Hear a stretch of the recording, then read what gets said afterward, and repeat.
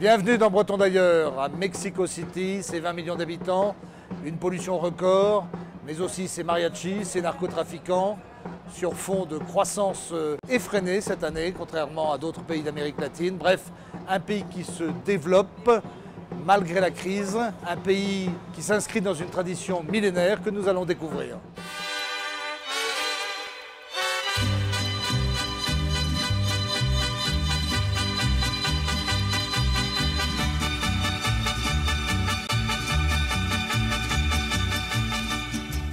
Avec ses 110 millions d'habitants, dont les 9 dixièmes sont des métis, ses 32 États, sa gigantesque capitale, tachetée d'espaces verts mais en proie aux embouteillages, le Mexique, pays méconnu, n'en est pas moins devenu la 12e puissance mondiale, une puissance agroalimentaire qui n'a plus rien à voir avec le tiers-monde. Mais ce pays qui ne sait pas se vendre et l'annulation de l'année du Mexique en France n'a rien arrangé, conserve une réputation sulfureuse.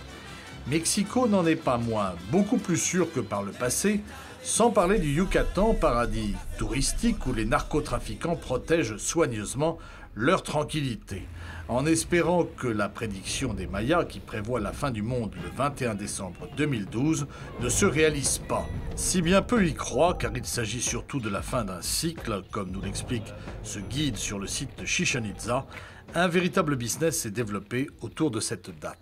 Bon, derrière nous, il y a ce qu'on appelle le Scargo, on va dire l'observatoire. C'était les lieux dans lesquels les Mayas surveillaient les cosmos de vie. C'est une construction qui va être bien placée par rapport à les 4 points cardinaux et qui va représenter les 4 saisons qu'on a par an et qui va représenter aussi sûrement les 4 mondes préhispaniques qu'on a vécu avant celles qu'on est en train de vivre. Et à l'origine, l'homme il a vu qu'il était aussi fort que Dieu, quoi, non? Donc il paraît qu'au bout de certains moments, les hommes ils sont laissés de vénérer les dieux, quoi. Et à cause de ça, les dieux ils sont envoyés des phénomènes naturels, non? Parce qu'il paraît que le premier monde, ou bien le premier soleil, a été détruit à cause d'un éclipse. C'est-à-dire qu'on est resté dans le noir. Et à cause de ça, on n'avait plus de soleil, on n'avait plus de végétation. Donc apparemment, on attend un changement d'après la croyance préhispanique qui est représentée dans leur calendrier, quoi, non? D'ailleurs, c'est de ça que les Mayas parlaient le 21 décembre 2012, non, un changement. Mais c'est un changement qu'on a commencé depuis très très longtemps. Il n'y avait que les Mayas pour comprendre cette partie de la nature. C'est pour ça qu'on essaie de traduire, non, on va dire, l'écriture pour essayer de comprendre plus la mythologie ou la croyance préhispanique.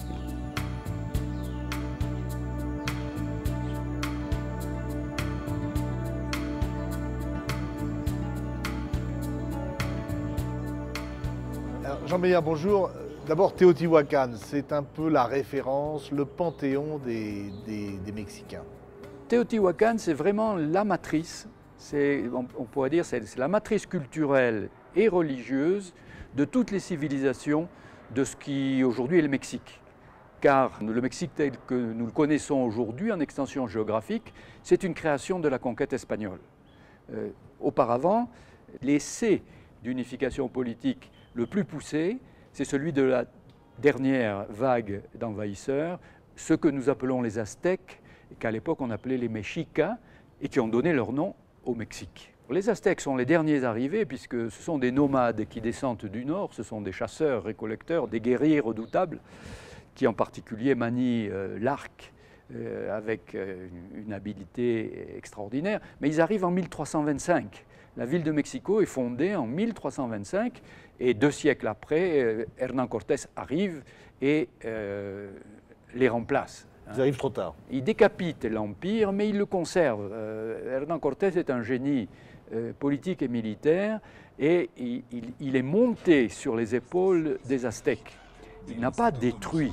20 000 dans cette mégapole, les Français partagent avec les Mexicains un puissant ciment qui est l'anti-américanisme, comme le montre cet ancien conseiller d'ambassade qui fait la promotion de la chanson française sur une radio de Mexico. Hola, ¿qué tal? Bonjour, comment ça va? Aujourd'hui, samedi 29 septembre de l'an de grâce 2012. Sábado 29 de septiembre del año 2012. Soy el francesísimo Antoine Saint-Michel y les doy la bienvenida en el Top France México. Quand j'étais en France, le Mexique me manquait, donc c'est là que j'ai commencé à me rendre compte que je ne pouvais pas vivre ailleurs qu'au Mexique.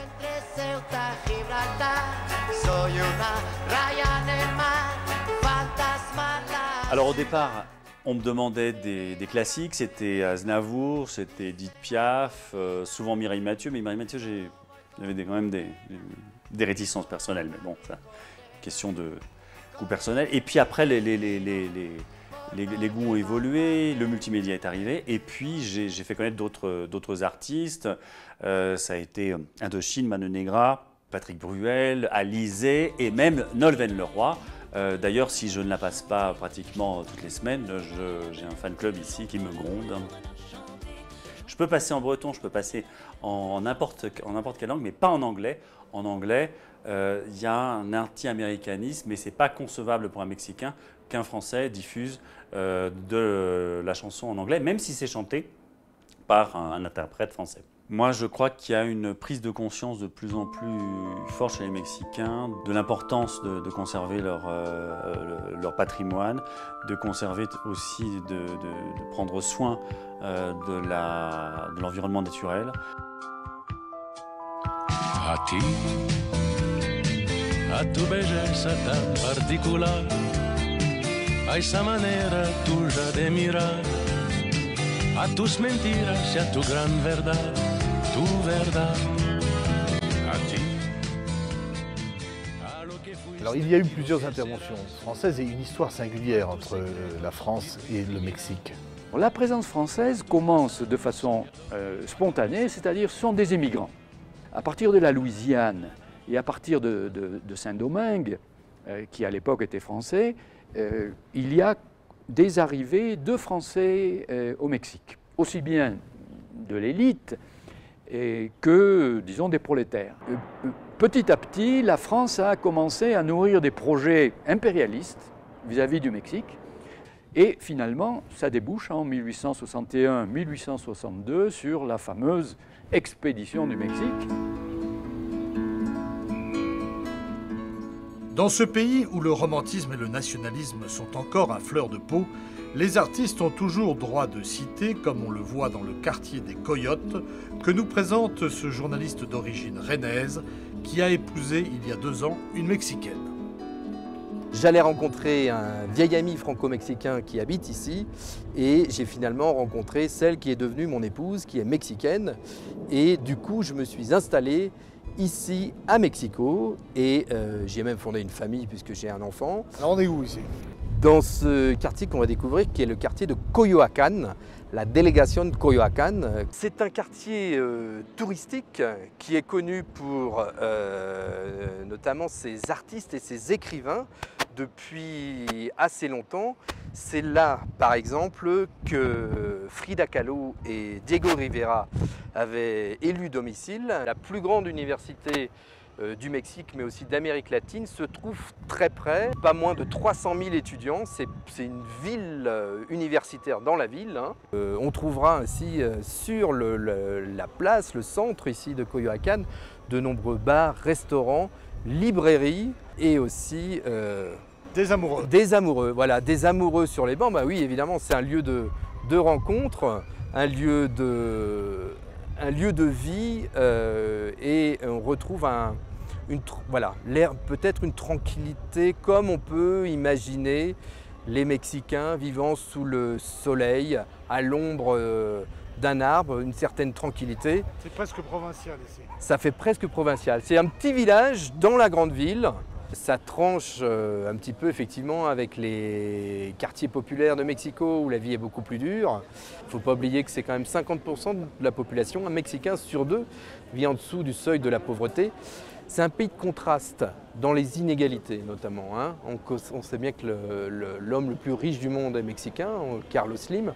Donc il y a une élite comme ça de la population qui est très très riche et il y a la majorité des Mexicains qui restent très pauvres.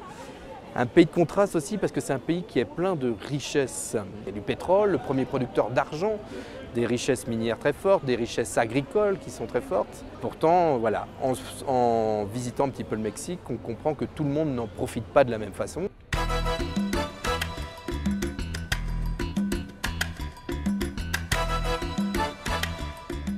dans l'instabilité actuelle du Mexique, notamment avec les narcotrafiquants, est-ce qu'on trouve les germes de ça dans ces soubresauts de l'indépendance mexicaine, dans cette révolution qui n'en finit pas? Je ne pense pas. Je n'utiliserai pas le mot d'instabilité parce que le Mexique est quand même le pays le plus stable d'Amérique latine.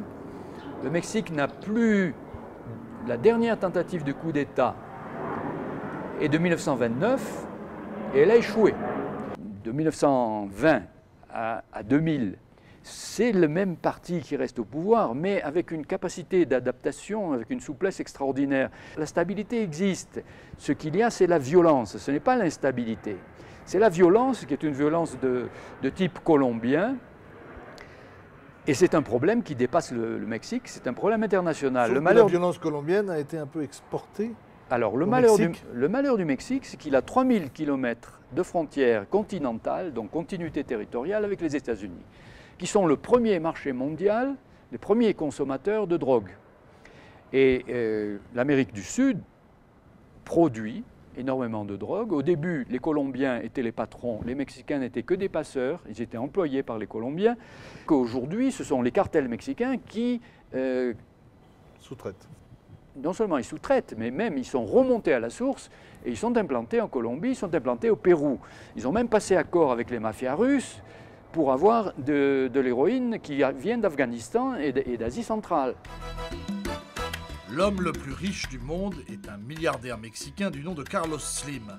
C'est dire si l'on peut encore faire fortune au Mexique comme l'ont compris les Bretons.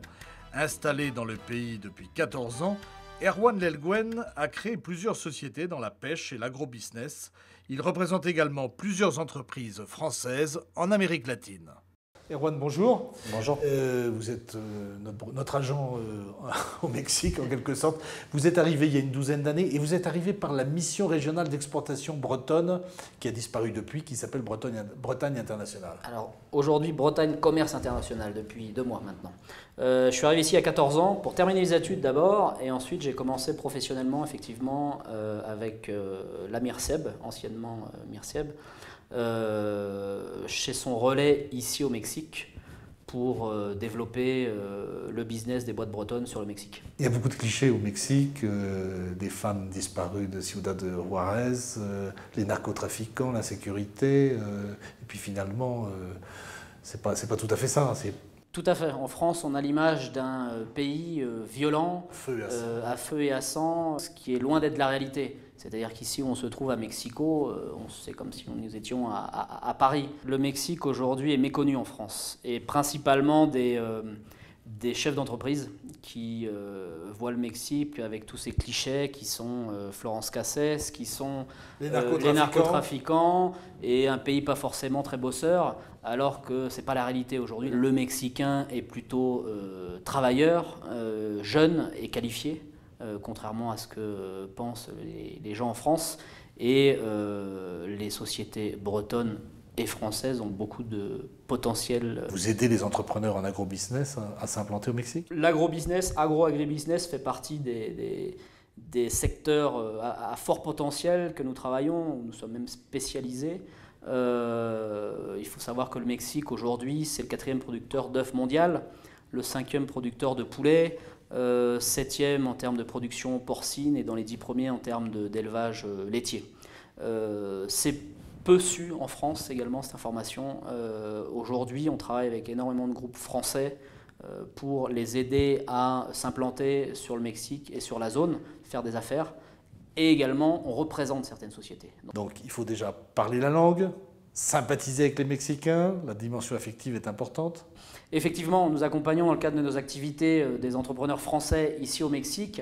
Et dans la plupart des cas, effectivement, il y a souvent un problème de langue parce qu'ils ne parlent pas l'espagnol.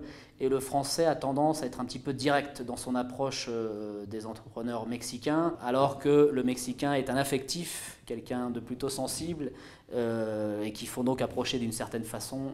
Et les Français ne sont pas forcément très forts dans ce secteur-là. Il faut connaître, mais on peut gagner beaucoup d'argent et beaucoup plus rapidement qu'en France ou en Europe, parce que les opportunités sont illimitées. Dès qu'on se bouge un peu, on peut monter des réseaux, on peut se monter des réseaux d'affaires très rapidement, on peut atteindre rapidement des ministres chose qui en France est inconcevable. Donc après, forcément, quand on a ce type de contact, on peut rapidement faire des affaires.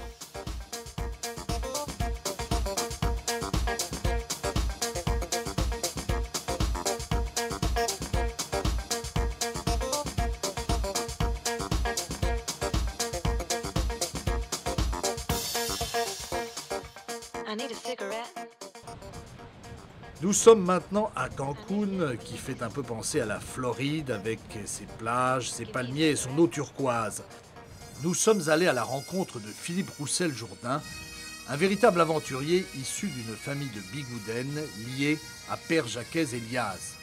Arrivé à Mexico en 1982, il avait été quasiment expulsé des États-Unis. Chaleureux et grande gueule, cet admirateur de Pétain et Le Pen a débarqué sans un sou à Cancún et pour ne pas mourir de faim, il fit découvrir la baguette française aux Mexicains. Incroyable succès, Philippe en vend aujourd'hui 10 000 par jour à travers sa dizaine de sandwicheries Ticos et en est à son deuxième mariage avec une Mexicaine.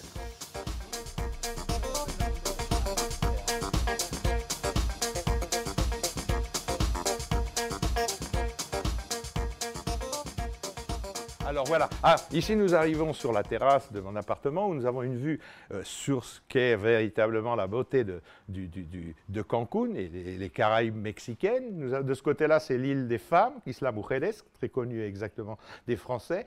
Et là, vous avez, voilà, il n'y a rien à dire, tout est là. Voilà. Je suis arrivé à Mexico et puis j'ai trouvé du travail par rapport à mes capacités. J'ai travaillé dans une entreprise d'un Français mexicain qui s'appelait José et qui m'a donné une chance. J'ai commencé à faire de la baguette avec lui. Ça m'a donné une idée. Je suis descendu à Cancún en pleine évolution et je suis parti là-dedans. J'ai eu tellement de mauvaises expériences pour travailler avec les gens qui ont de l'argent.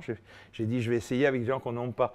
Et alors, évidemment, c'est un peu plus difficile au début, mais c'est beaucoup plus sérieux. Et puis, en fait, quand je suis arrivé à ce que j'ai aujourd'hui. Là-bas, dans la zone hôtelière. Zone hôtelière, à faire un petit sandwich pour les gens qui passaient. Très bon prix. À l'époque, je pense que c'était à 1,20 $ le sandwich, qui n'était pas à Cancún. Ça a été un peu lent et qui a été au démarrage finalement? C'est les taxis. Les taxis, ce sont toujours les gens qui te donnent les meilleurs endroits pour manger. La baguette, on peut la manger dans une voiture et j'ai lancé ça sans savoir que ça allait devenir un super succès. Aujourd'hui, voilà, nous sommes arrivés à 9 points de vente, 7 dans des pompes à essence qui ont été pour moi très bien, et puis le mien qui est un petit peu traditionnel avec mes petites photos bretonnes de toute ma famille. Et c'est dur la Bretagne? Absolument, c'est une terre de souffrance. C'est le Far West de la France. On peut avoir envie de la fuir, mais on y revient. Ah, et la fuir, c'est sûr. Et revenir parce que c'est beau, c'est authentique. La peau de mon arrière-grand-père.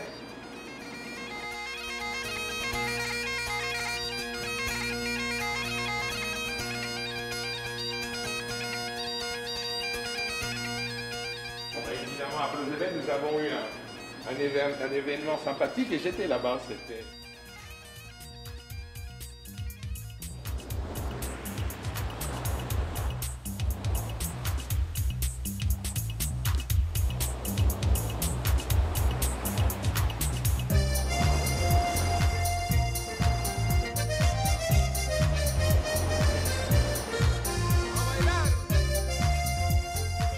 Changement de style et de génération avec Samuel Jouot, professeur de géographie à l'université de Mérida. Une autre philosophie de vie, en effet, celle du tourisme solidaire au village de Sabache.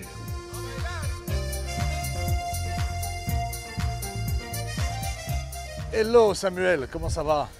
Salut Hubert, comment vas-tu? Content de te connaître. Alors on est où ici?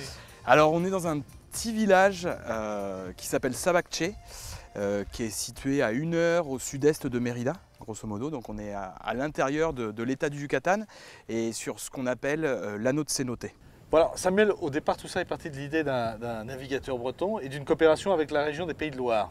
En effet, à l'origine de cette coopération entre le Yucatan et la région Pays de Loire, il existe un lien qui est une course transatlantique, la Solidaire du Chocolat, qui part de Nantes et de Saint-Nazaire, et qui va vers le port yucatèque de Progreso.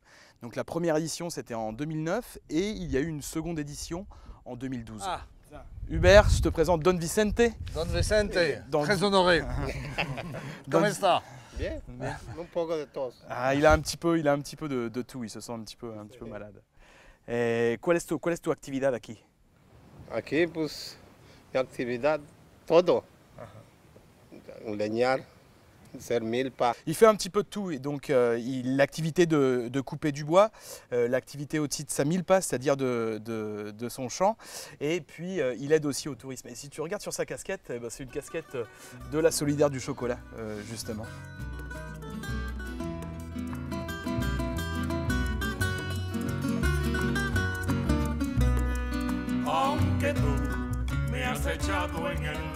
Les villageois en fait s'organisent pour accueillir les touristes, et ce tout au long de l'année, et c'est eux qui perçoivent quasi la totalité en fait de ce que paye le client. Ici on est à 3 heures de Cancun, 3h30, mais surtout on est dans une philosophie qui est vraiment différente de celle de Cancun, puisque les populations mayas en fait sont dans leur village. C'est vraiment le Mexique traditionnel.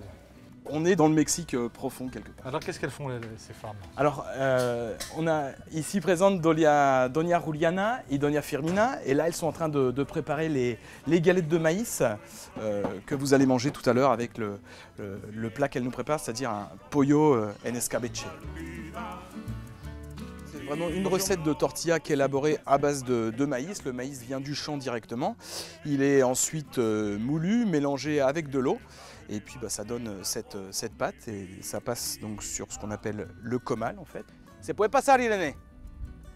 Hola. ¿Cómo estás? ¿Cómo estás? Bien? Ah. C'est une vie rudimentaire, comme tu peux t'en apercevoir. Et on est sur des villages avec des forts taux de marginalisation. Donc les hommes n'ont pas forcément de travail dans le village, car l'or vert en fait dans le Yucatan, c'est-à-dire le sosquil, le henequen, qui est un cactus, n'est plus vendu. Donc les hommes sont obligés de migrer vers Mérida pour aller faire des petits boulots de maçonnerie, de jardinerie. Et donc c'est seulement les femmes qui restent ici dans le village en fait. Me voy mi santa, aunque me cueste morir. Un jardinero de amor siembra una flor y se va. Otro viene la cultiva, de cuál de los dos será. Ay, tú me quieres dejar, yo no quiero sufrir. Contigo me voy mi santa, aunque me cueste morir. Amada prenda querida, no puedo vivir sin verte. Porque mi fin es quererte y amarte toda la vida. Y tú me quieres dejar, yo no quiero sufrir.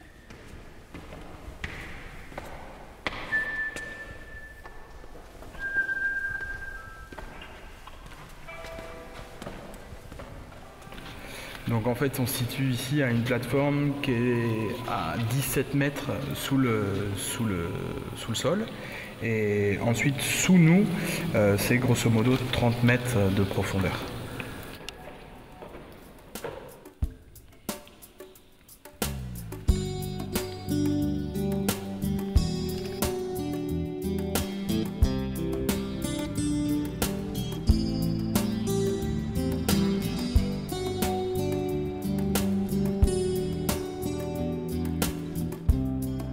Enfin, dernière étape à Mérida, la ville coloniale à 300 km de Cancun, où Éric Sanson a redonné dans son bar ses lettres de noblesse à l'alcool populaire qu'était le mezcal, au détriment de la tequila. Buenas noches. Bienvenidos. Eric, ¿cómo está? ¿Todo bien? Bienvenido. Bienvenido. Allez, montre-moi ton bar. Écoute, ici on a la mezcaleria. Ouais. Je te présente Fred, notre patron qui lui est basque. Comment ça va? Voilà, la diaspora basco-bretonne à Mérida.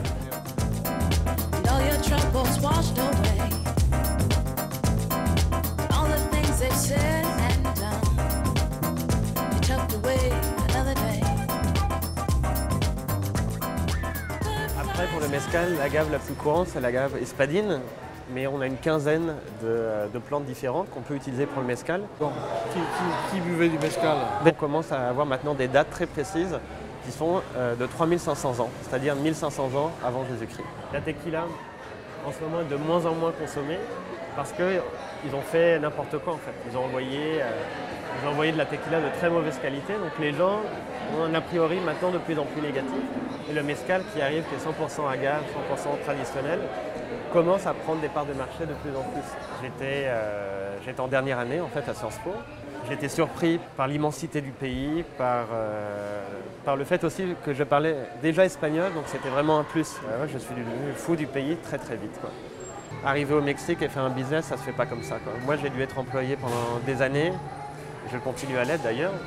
J'ai ma société d'import en France, ma société d'export au Mexique et puis le bar.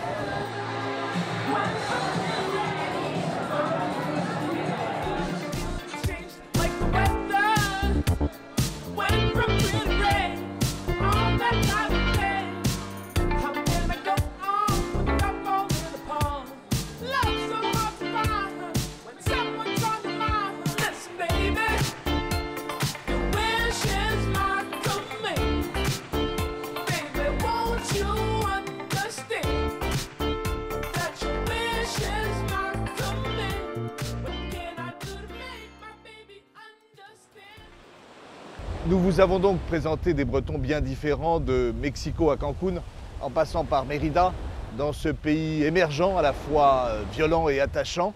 Et nous vous donnons rendez-vous pour une prochaine émission consacrée cette fois à l'Inde. À bientôt.